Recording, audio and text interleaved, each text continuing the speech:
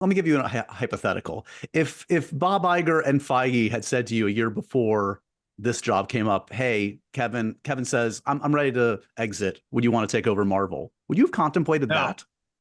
no, Why not? no. Would have I contemplated it? Of course. But first of all, let me say something.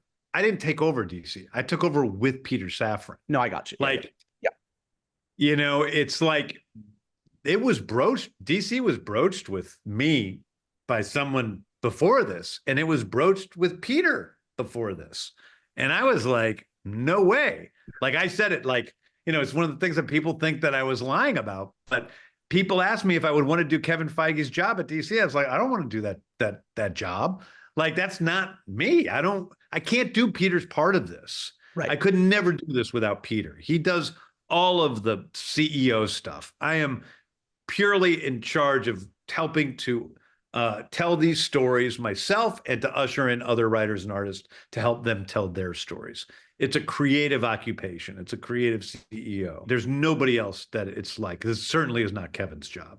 Got Kevin it. is he is in charge of the Marvel universe, and there's a big creative component to it, but there's a lot of other stuff too. Well, I'm no good at that other stuff. I don't want to do that other stuff. That's Peter.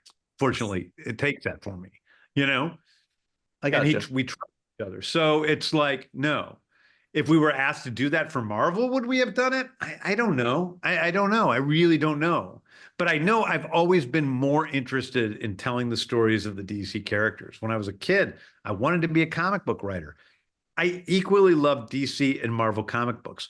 But for some reason, the DC characters were the ones that I dealt with the most. I would make up my own heroes, and then I'd have them team up with Batman or whomever, Metalman, you know?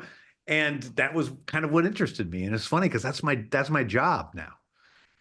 I'm with you. And there were a number of years where it wasn't cool to say you were a DC kid versus a Marvel kid, and I was a DC kid. Like you, James, I'll Yeah, say I love Marvel too. yeah, Don't get me wrong, but I was both. I was always both. And I remember going to high school and like in my grade school, nobody read comic books. So it was kind of a secret thing that I did that was almost shameful. And then I went to high school and I met other kids that read comic books. I'm like, this is awesome. And we shared comic books. There was one DC guy and another Marvel guy. And the Marvel guy thought he was better than the DC guy. And they would get in fights all the time. And I'm like, can't we just love one another? What's wrong with liking both?